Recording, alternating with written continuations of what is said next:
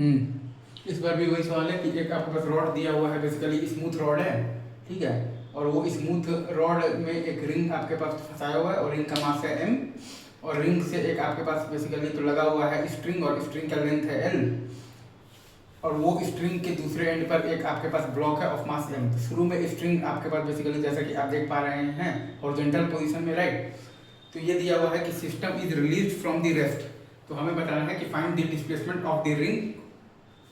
When string makes 53 degree with the vertical. Again मैं सवाल बोल देता हूँ फिर से, system is release from the rest, तो हमें ये बताना है कि find the displacement of the ring when the string makes 53 degree with the vertical. ये सही है। तो वही सवाल में अगर आप ध्यान दीजिएगा, तो अगर आप ये रिंग और ये ब्लॉक ऑफ मास m को एक सिस्टम मानिएगा, ठीक है सर, तो आप देखिएगा कि ये पूरे सिस्टम पर x डायरेक्शन में आपके पास बेसिकली एफ नेट एक्सटर्नल बराबर 0 है, मतलब कि ACM बराबर 0 है, मतलब कि VCM बराबर कांस्टेंट है। तो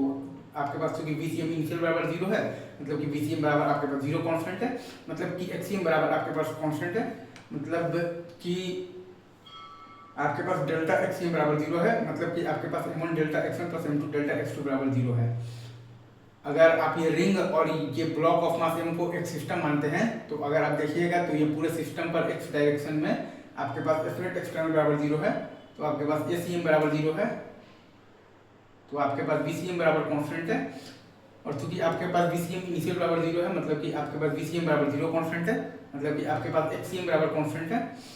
मतलब कि आपके पास डेल्टा XCM बराबर 0 है, मतलब कि आप लगा सकते हैं basically m1 delta x1 plus m2 delta x2 बराबर 0, ठीक है सर। तो हमने ये रिंग ऑफ मास m का डिस्प्लेसमेंट मान लिया है x से राइट में, तो आपके पास ये ब्लॉक ऑफ मास m का डिस्प्लेसमेंट मतलब कि आ जाएगा x माइनस l/5 इन दी राइट डायरेक्शन, सही है। और वो कहाँ से आएगा, ये काफ़ी लॉजिकल है कि रिंग और ये ब्लॉक ऑफ मास m के बीच में आपके पास शुरू में बेसिकली हॉरिजॉन्टल सेपरेशन था l, और जब स्ट्रिंग वर्टिकल के साथ जब 53 डिग्री का एंगल बनाएगा, तो आपके पास रिंग और ये ब्लॉक ऑफ मास m के बीच में आपके पास बेसिकली हॉरिजॉन्टल सेपरेशन आएगा, l का साइन 53 आएगा 4l/5, मतलब कि l/5 से सेपरेशन घटा है। तो इसलिए मैं ये कह रहा हूँ कि अगर आपके पास रिंग का डिस्प्लेसमेंट है x इन दी राइट, तो आपके पास ये ब्लॉक ऑफ मास m का डिस्प्लेसमेंट है x माइनस l/5 इन दी राइट इन दी ग्राउंड फ्रेम। तो फिर हमने ये वाला कॉन्सेप्ट लगा दिया है कि m1 delta x1 plus m2 delta x2 बराबर 0, तो mx plus m into x minus